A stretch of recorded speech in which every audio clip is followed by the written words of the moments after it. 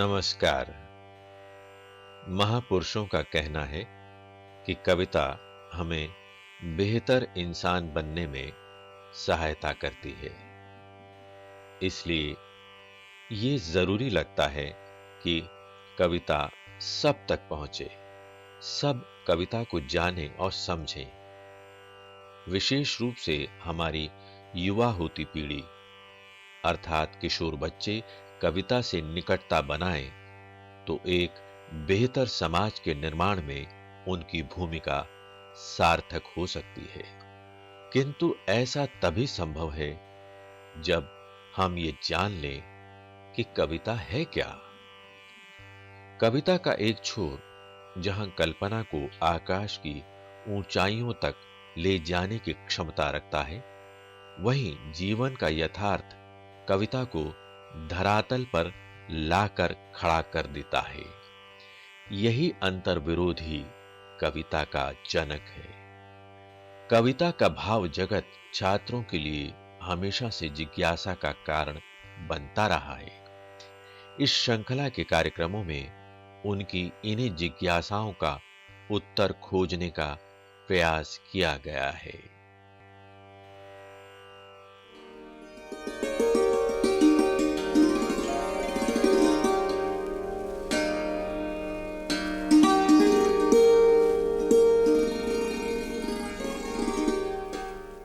साथियों नमस्कार।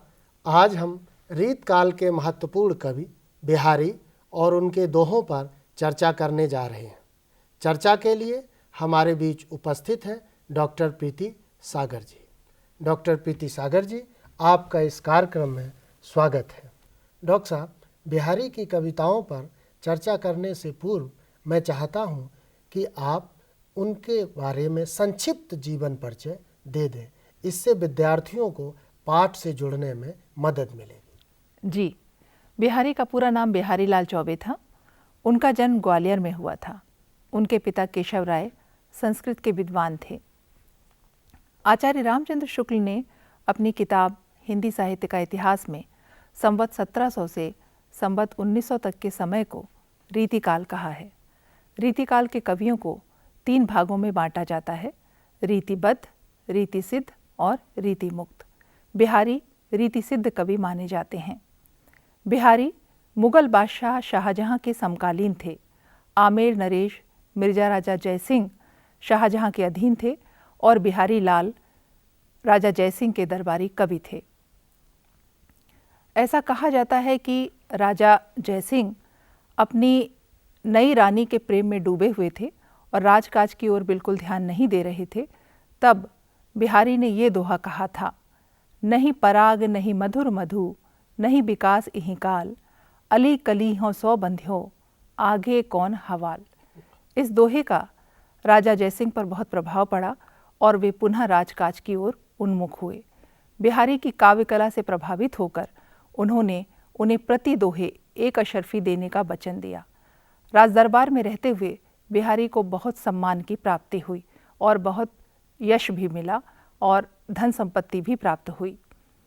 बिहारी की एकमात्र रचना बिहारी सतसई है, जिसमें 713 छंद हैं। बिहारी सतसई की अनेक टीकाएं लिखी गई हैं और हिंदी में तुलसीदास की रामचरितमानस के बाद बिहारी सतसई ही ऐसी रचना है जिसकी सर्वाधिक टीकाएं लिखी गई हैं।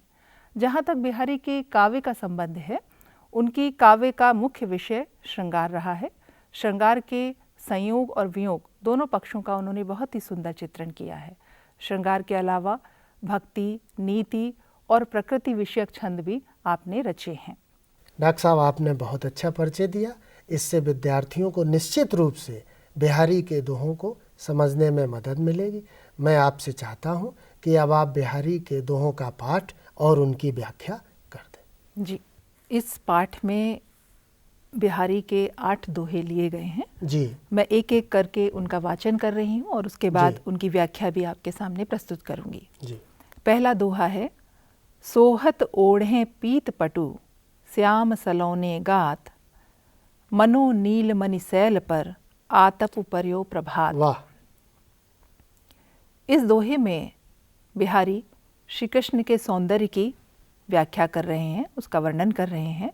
उनका कहना है कि सोहत ओढ़े पीत पटु श्याम सलोने गात। जो श्याम है यानी कृष्ण हैं, उन्होंने पीत पटु पीले रंग का वस्त्र पहना हुआ है और वह पीला वस्त्र सलोने गात, गात माने होता है शरीर और सलोने माने सांवला, तो वह पीला वस्त्र उनके सांवले शरीर पर सुशोभित हो रहा है, शोभायमान हो रहा है। उसे उस शोभा को देखकर ऐसा प्रतीत होता है मानो नीलमणि शैल पर, नीलमणि के पर्वत पर आतप पर्यो प्रभात। प्रभात माने प्रातःकाल और आतप मतलब धूप, प्रातःकाल की धूप पड़ रही हो। श्री कृष्ण का सौंदर्य पीले वस्त्रों में इस तरह शोभायमान है मानो नीलमणि पर्वत पर सुबह की धूप अपनी आभा बिखेर रही हो। बहुत तो इस तरह श्री कृष्ण के सौंदर्य का वर्णन इस दोहे में किया गया। जी। दूसरा दोहा है, कहलाने एकत बसत अहि मयूर मृग बाघ, जगतु तपोवन सो कियो दीरग दाग निधाग। इसमें कुछ ऐसे शब्द हैं जिनका अर्थ मैं पहले बताना चाहूँगी। जी। निदाग, निदाग का मतलब होता है गर्मी की ऋतु, ग्रीष्म ऋतु, और दीरग दाग का मतलब है प्रचंड ताप, प्रचंड गर्मी, तेज गर्मी। तो यहाँ पर कवि पहली पंक्ति में ये प्रश्न करता है, कहलाने एकत बसत अहि मयूर मृग बाघ। कहलाने का मतलब है क्यों, एकत माने इकट्ठा, एकत्रित, जी। बसत बस रहे हैं, निवास कर रहे हैं, जी। अहि सर्प, मयूर माने मोर, मृग माने हिरन। यानी कि जो सर्प है और मोर है इनमें आपस में बैर भाव है, मृग और बाघ इनमें भी आपस में बैर भाव है। लेकिन कवि प्रश्न करता है कि सर्प और मोर, मृग और बाघ एक साथ क्यों बसे हुए हैं, क्यों निवास कर रहे हैं, क्यों इकट्ठा होकर बैठे हुए हैं। और दूसरी पंक्ति में कवि इसी प्रश्न का उत्तर देते हुए कहता है, जी। जगतु तपोवन सो कियो दीरग दाग निदाग। निदाग यानी ग्रीष्म ऋतु। ग्रीष्म ऋतु के प्रचंड ताप के कारण, प्रचंड गर्मी के कारण ये पूरा जगत, पूरा संसार तपोवन के समान हो गया है। तपोवन वह स्थल जहाँ पर तपस्वी अपना तप करते हैं। मतलब तपस्वियों के अंदर आपस में बैर भाव की भावना नहीं होती है, वे शांति के साथ तप करते हैं जंगल में। उसी तरह से परस्पर बैर भाव रखने वाले पशु तपस्वियों के समान ग्रीष्म ऋतु की प्रचंडता के कारण ऐसा आचरण कर रहे हैं और वन में एक ही स्थान पर निवास कर रहे हैं। जी, बहुत खूब। जो तीसरा दोहा इस पाठ का है उसमें संयोग पक्ष का वर्णन है और बहुत ही सुंदर हाव भाव का वर्णन कवि ने किया है। बतरस लालच लाल की मुरली धरी लुकाई, सौह करे भौहन हंसे दैन कहे नटी जाए। देखिए यहाँ पर नायक के रूप में श्री कृष्ण हैं और नायिका के रूप में गोपी हैं। तो गोपी और कृष्ण के बीच में जो क्रियाकलाप चला है जी। इस क्रिया का वर्णन एक सखी दूसरी सखी से करते हुए कहती है कि बतरस लालच लाल की। लाल यहाँ पर श्री कृष्ण के लिए कहा गया है। श्री कृष्ण से बात करने का आनंद मिले, इस लालच के कारण एक गोपी ने उनकी मुरली लुका ली। लुका मतलब छुपा ली, छुपा के रख ली। जी। और सौह करे भौहन हंसे। सौह करे वो शपथ लेती है, शपथ खाती है, कसम खाती है कि मैंने आपकी मुरली नहीं ली है। नहीं ली। और भौहन हंसे, और भौहें भौहों में हंसती है। मतलब आंखों के संकेत से पता चलता है कि उसी के पास श्री कृष्ण की मुरली है। दैन कहें, जब श्री कृष्ण उससे मुरली देने के लिए कहते हैं तो नट जाए, वह मना कर देती है, मुकर जाती है। जी। तो इस तरह से नायक और नायिका के अनुभवों का बहुत ही सुंदर चित्रण यहाँ पर कवि ने प्रस्तुत किया है। अगले दोहे में नायक नायिका की अलग अलग चेष्टाओं का वर्णन किया गया है और इसमें कवि ने कई क्रियाएं इस्तेमाल की हैं। जी। ये यहाँ पर बिहारी का भाषा वैशिष्ट्य आपको देखने को मिलेगा। कहत नटत रीझत खिजत मिलत खिलत लजियात, भरे भवन में करत हैं, नैनन हूँ सब बात। यहाँ पर जी डॉक्टर साहब कौन सा ये अलंकार है इसमें? जी, यहाँ पर अनुप्रास अलंकार है जी और इसकी पहले हम व्याख्या देख जी लें। जी इसमें प्रसंग ये है कि नायक और नायिका एक कक्ष में बैठे हुए हैं और कक्ष में बड़े लोग भी बैठे हुए हैं। उनके सामने नायक नायिका आपस में वार्तालाप नहीं कर सकते हैं, बातचीत नहीं कर सकते हैं प्रत्यक्ष रूप से, तो वे सब बातें अपने आँखों के संकेतों के माध्यम से कर रहे हैं। नैनन ही सब बात, तो वो नेत्रों में बातें कैसे हो रही हैं, ज़रा आप उसका वर्णन देखिए कि कहत नायक ने नायिका से आँखों के संकेत से कोई बात कही है या प्रेम निवेदन किया है, और नायिका नटत, नटत का मतलब है इनकार करना, मना करना। जी, नायिका उस प्रेम निवेदन को अस्वीकार कर देती है। जी रीझत, रीझत माने रीझ जाना, और उसका इनकार करने की जो शैली है उसे देखकर, उसकी अदा, जी उसकी अदा, नायिका की अदा को देखकर नायक उस पर रीझ जाता है, और नायक के रीझने को देखकर नायिका खींच जाती है। खींचने का मतलब है बनावटी गुस्सा दिखाती है, और इन क्रियाओं के बाद दोनों के, नायक और नायिका के नेत्र मिलते हैं, जिससे वो खिल उठते हैं, प्रसन्न हो उठते हैं, और इसके बाद नायिका लज्जात, लज्जा करने लगती है, शर्मा जाती है, जी सकुचा जाती, जी सकुचा जाती है। तो इस तरह से एक ऐसे कक्ष में जहाँ पर सभी लोग बैठे हुए हैं, नायक और नायिका परस्पर आँखों के माध्यम से ही वार्तालाप कर रहे हैं। जी, यहाँ पर बहुत ही चमत्कारपूर्ण शैली का प्रयोग कवि ने किया है। अगले दोहे में ग्रीष्म ऋतु का वर्णन है। पहले आप दोहा पढ़ दें डॉक्टर साहब। जी, बैठी रही अति सघन बन, बैठी सदन तन माह, देखी दोपहरी जेठ की, छाहों चाहत छाह। इसमें जेठ की दोपहरी का, जेठ का महीना बहुत ही गर्म धूप का महीना होता है, उसका वर्णन किया गया है। आप पहले दूसरे पंक्ति से इसका अर्थ लेंगे। देखी दोपहरी जेठ की, छाहों चाहत छां। दोपहरी, जेठ महीने की दोपहरी को देखकर छाया भी छाया चाह रही है। मतलब छाया जो है, जो ठंडी होती है, शीतल होती है, वह भी छाया में जाना चाहती है। इतनी प्रचंड गर्मी है जेठ के महीने में दोपहर की। और इसी कारण से पहली पंक्ति का अर्थ देखें, बैठी रही अति सघन बन। छाया कहाँ पर जाके छिप गई है? या तो वह घने जंगलों में, सघन माने घने और बन माने जंगल, तो घने जंगलों में जाकर बैठ गई है। और कैसे जंगल? सघन के साथ अति शब्द भी लगा है, अति विशेषण, अति सघन बन, अत्यंत घने जंगलों में जाकर बैठी है।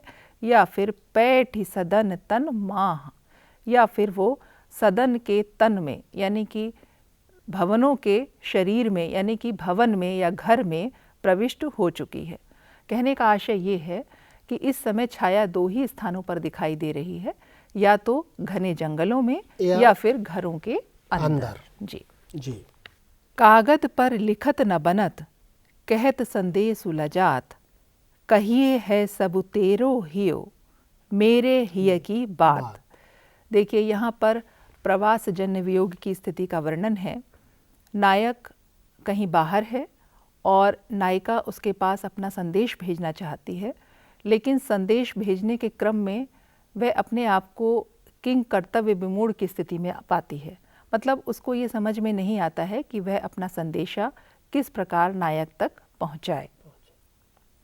कागद पर लिखत न बनत, जो संदेश वह नायक तक पहुंचाना चाहती है उसे वह कागज़ पर लिख नहीं पाती, क्योंकि भावावेग के कारण उसे, उसकी आंखों में अश्रु आ रहे हैं, नायक को याद कर रही है, स्वेद आ रहा है, पसीना आ रहा है, और इस कारण वह कागज़ पर लिखने में समर्थ नहीं है। कहत संदेश उलजात, और उस संदेशे को संदेशवाहक से कहने में लज्जा आती है। चूँकि प्रेम की बात कहनी है तो संदेशवाहक से वह बात कहने में लज्जा है। इसके बाद नायिका कहती है, कही है सब तेरो हियो, मेरे हिय की बात। वह नायक से मन ही मन ही संबोधन कर रही है कि जो स्थिति यहाँ पर मेरी है वही स्थिति संभवतः नायक की भी होगी, इसलिए अगर आप अपने हृदय में इस बात को महसूस करेंगे तो आपका हृदय ही मेरे हृदय की सारी बातें आपको कह देगा। मतलब खूब। स्वतः ही नायिका का संदेश नायक तक पहुंच जाएगा। जी। प्रगट भये द्विजराज कुल, सुबस बसे ब्रज आई, मेरे हरो कलेस सब, केशव केशव राय।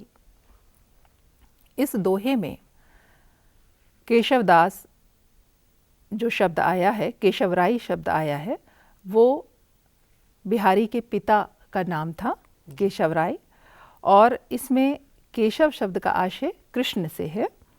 तो कृष्ण को संबोधित करते हुए बिहारी कहते हैं, प्रगट भये द्विजराज कुल। यहाँ पर द्विजराज का मतलब दो अर्थ इसमें है। द्विज का मतलब चंद्रवंश से है जी। और कुल का मतलब वंश, द्विज माने चंद्र, और द्विज का मतलब ब्राह्मण भी होता है। ठीक है। तो कवि कहता है कि आप चंद्रवंश में पैदा हुए। कृष्ण को संबोधन है कि हे ईश्वर, आप चंद्रवंश में पैदा हुए और सुबस बसे ब्रज आए, और सुबस मतलब अपनी इच्छा से आप ब्रज में आकर निवास करने लगे, बस गए। मेरे हरो कलेस सब, केशव केशव राय। हे केशव, हे कृष्ण, आप तो केशव राय के समान हैं, यानी कि मेरे पिता तुल्य हैं, इसलिए आप ही मेरे सब कष्टों का हरण कीजिए, मेरे सभी दुखों को आप दूर कीजिए। मैं आपको बताना चाहूँगी कि ये वाला दोहा जी बिहारी के जन्म से संबंधित भी माना जाता है, क्योंकि इसकी पहली पंक्ति में ये कहा गया है, प्रगट भये द्विजराज कुल। मैंने आपको पहले भी बताया कि यहाँ पर द्विज शब्द के दो अर्थ हैं, एक चंद्रमा और दूसरा ब्राह्मण। जी। चंद्रमा से अगर अर्थ लेते हैं तो ये इसका अर्थ कृष्ण के पक्ष में जाता है, और जब हम इसका अर्थ ब्राह्मण से लेते हैं तो इसका अर्थ बिहारी के जन्म से संबंधित माना जाता है। इसमें बिहारी अपने जन्म का संकेत करते हुए कहते हैं कि वे ब्राह्मण कुल में पैदा हुए और अपनी इच्छा से ब्रज में जाकर बस गए, क्योंकि उनके पिता ओरछा चले गए थे, और ओरछा के बाद, ओरछा में बिहारी का बालकाल बीता था, और उसके बाद जब उनकी युवावस्था हुई तो वे मथुरा में जाकर बस गए, जहाँ उनकी ससुराल थी। तो यहाँ ब्रज से संकेत उसी मथुरा से है। बिहारी की ससुराल मथुरा में थी। जी। तो इस तरह से ये दोहा बिहारी के जन्म से भी जुड़ता है। इसके दो अर्थ हैं। जी, पहली पंक्ति के। जी, पहली पंक्ति के। और इस पाठ का अंतिम दोहा है, जप माला छापे तिलक, सरे न एको काम, मन कांचे नाचे वृथा, सांचे रांचे राम। यहाँ पर बिहारी जो बाहरी कर्मकांड हैं या बाह्य आडंबर हैं, उनका विरोध कर रहे हैं। उनका कहना है कि जप माला जो जाप करने के लिए इस्तेमाल करते हैं, या छापा या तिलक, इनसे कोई भी काम सिद्ध नहीं हो सकता, इनसे कोई भी काम आपका सफल नहीं हो सकता। मतलब बाह्य आडंबरों का इस्तेमाल करने से कोई भी काम सिद्ध नहीं हो सकता। मन कांचे, जिनका मन कच्चा है, जिनका मन ईश्वर की ओर से विमुख है, नाचे प्रथा, वह मन व्यर्थ ही इधर उधर भटकता रहता है, नाचता रहता है। सांचे राचे राम, जिसका मन सच्चा है, जिसके मन में सच्ची भक्ति है ईश्वर के प्रति, वही राम में अपना मन रमा सकता है। तो ये इनका भक्ति विषयक दोहा था, जिसमें वो एक संदेश दे रहे हैं कि बाह्य आडंबर के द्वारा हम ईश्वर को प्राप्त नहीं कर सकते, सच्चे मन से भक्ति करने से ही ईश्वर की प्राप्ति हो सकती है। बहुत खूब डॉक्टर साहब, आपने बहुत अच्छी तरह बिहारी के दोहों का पाठ और उनकी व्याख्या की। निश्चित रूप से छात्रों को इससे लाभ मिलेगा। मेरा एक छोटा सा प्रश्न है कि जप माला छापे तिलक, सरे न एको काम। जी, ऐसा लग रहा है कि बिहारी रीत काल के कवि न होके भक्ति काल के कवि, और इस दोहे में कबीर की कुछ आवाज़ सुनाई पड़ रही है। जी। तो ये जो बिहारी में वेरिएशन है, क्या भक्तिकालीन कविता का प्रभाव है? देखिए, रीतिकाल का जो समय है वो भक्ति काल के बाद का ही है। तो ऐसा कह सकते हैं वहाँ का प्रभाव है, लेकिन रीतिकाल का जो काव्य वैशिष्ट है वो बिल्कुल अलग तरह का है। उसके बावजूद बिहारी ने इसमें, बिहारी मूलतः श्रृंगारी कवि माने जाते हैं, लेकिन उनकी सतसई में भक्ति विषयक, नीति विषयक दोहे भी मिलते हैं। और इसमें जो ये बात कह रहे हैं कि बाह्य आडंबर यानी कि जपमाला का इस्तेमाल करने से या तिलक लगाने से आपके काम सिद्ध नहीं हो सकते, ऐसी ही बात भक्ति काल में कबीर ने भी कही है कि माला माला फेरत जुग गया, गया न मन का फेर। तो उस तरह का प्रभाव यहाँ पर हम देख सकते हैं। और वैसे जहाँ तक बिहारी के कविता की बात है, उनकी भाषा का ये वैशिष्ट्य है कि वो छोटे से छंद में बहुत बड़ा भाव भर देते हैं। जी, वाह, बहुत अच्छा डॉक्टर साहब, आपने बड़ी खूबसूरती से न केवल बिहारी के दोहों का पाठ किया, अपितु उनकी व्याख्या भी की और साथ ही साथ बिहारी का संक्षिप्त परिचय भी दिया। इससे विद्यार्थियों को निश्चित रूप से बहुत लाभ मिलेगा। आपका इस कार्यक्रम में बहुत बहुत धन्यवाद। नमस्कार।